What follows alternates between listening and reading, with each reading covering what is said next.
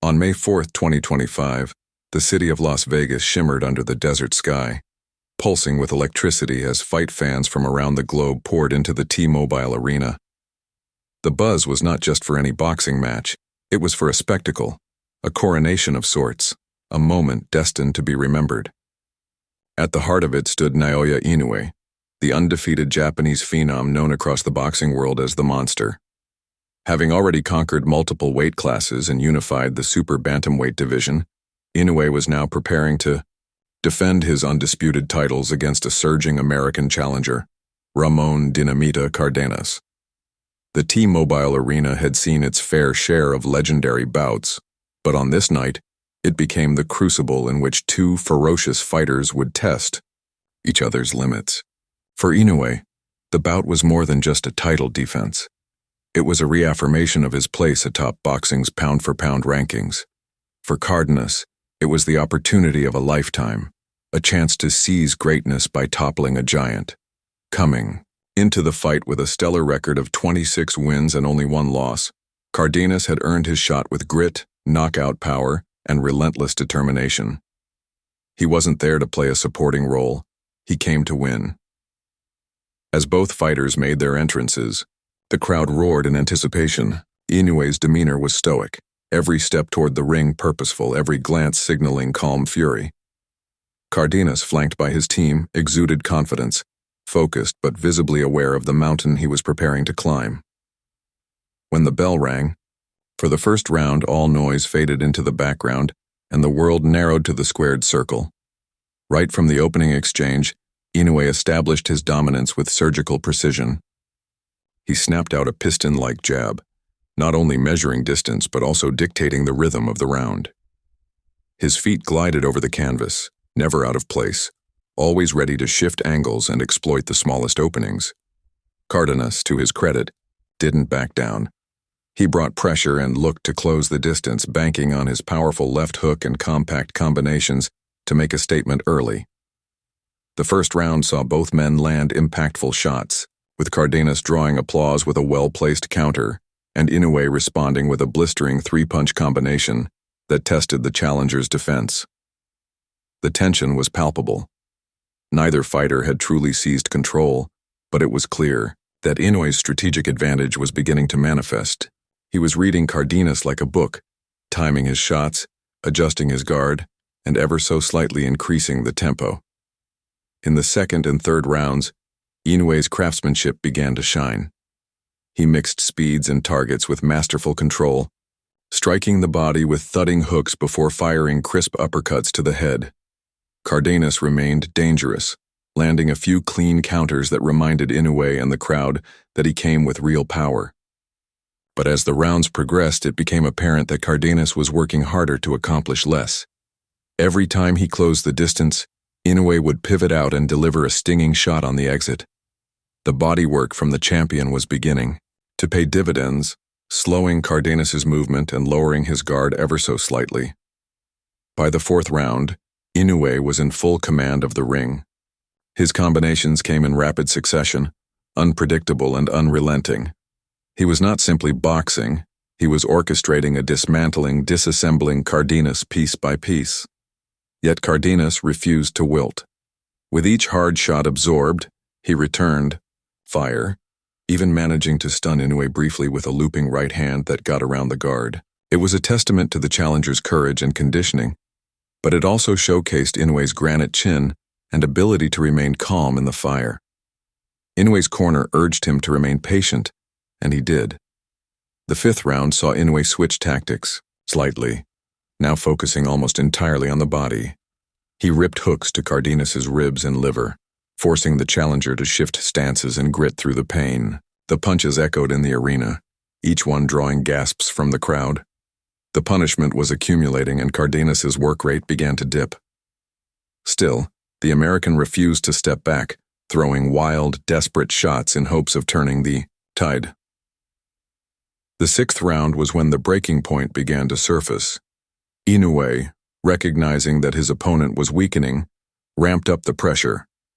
He walked Cardenas down, jabbing to create openings, then digging deep with powerful left hooks and Short right hands that snapped the challenger's head back. Inoue's ability to place punches with pinpoint accuracy, often while avoiding the return fire, was mesmerizing. Cardenas tried to clinch, tried to survive, but Inoue would not let him off the hook. Midway through the round, a punishing body shot visibly hurt Cardenas, who staggered backward and covered up. Inoue pounced, unleashing a flurry that nearly dropped him, but the bell saved the challenger, for the moment. The seventh round opened with Inoue displaying a predator's focus. He circled with composure, baiting Cardenas into exchanges and countering with vicious intent. A short right hook to the temple sent shockwaves through Cardenas's system, and his footwork began to falter. Each exchange now favored Inoue overwhelmingly. Cardenas looked for a miracle punch, digging deep into his reserves, but Inoue's discipline would not allow for carelessness.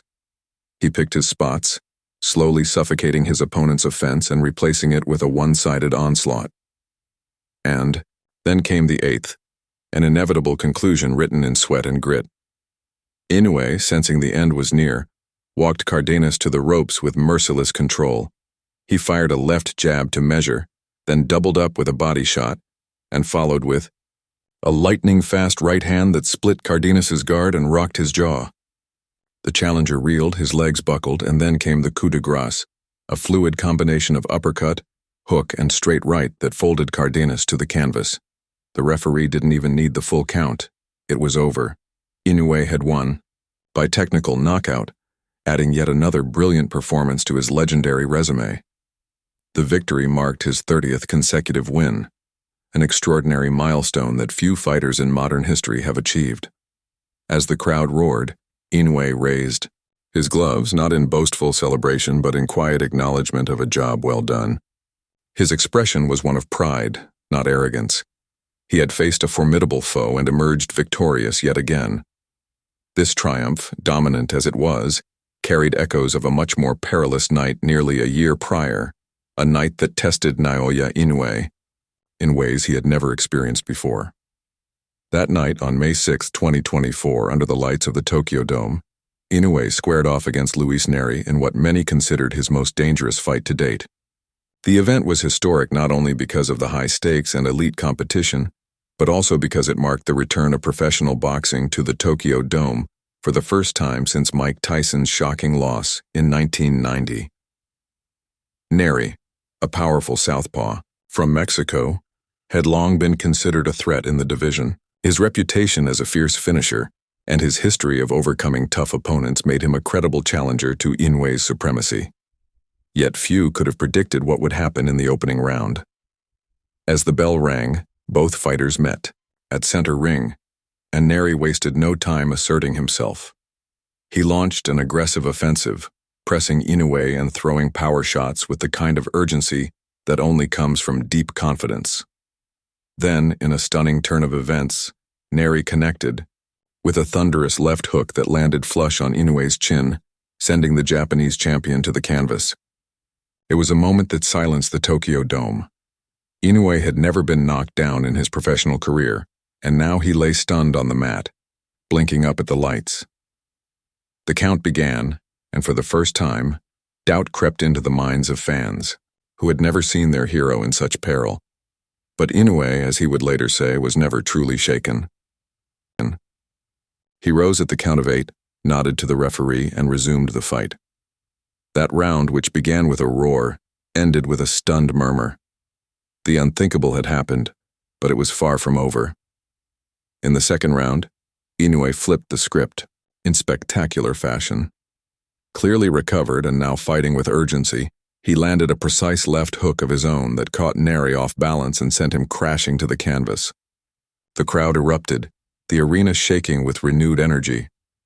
Inoue had not only survived the storm, he had returned it in kind. From that point forward, the bout belonged to Inoue. He became a tactician and a predator all at once, dissecting Neri.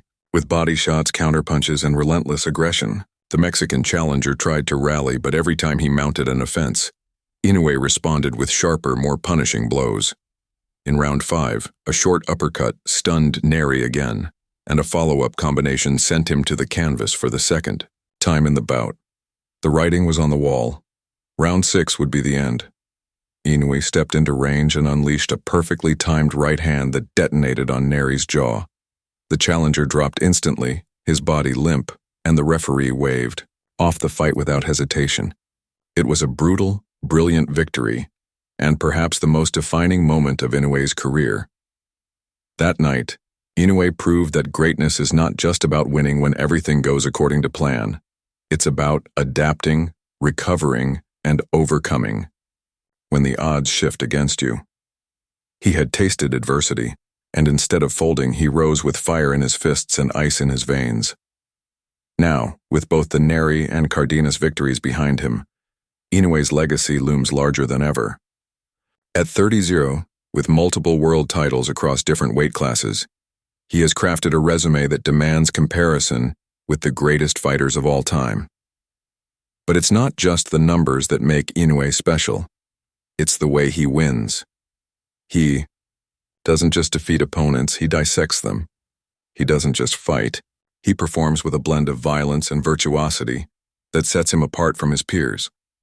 As fans and analysts debate what lies ahead, whether Inoue will seek challenges at featherweight, or if a new rival will rise to meet him in the super bantamweight division, one thing is certain.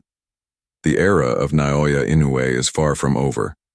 Each time he steps into the ring, he brings with him the weight of expectation, the precision of a master, and the heart of a champion. And whether his next fight is another display of dominance or a test that pushes him to new limits, the world will be watching. Because greatness, when it appears, demands to be seen.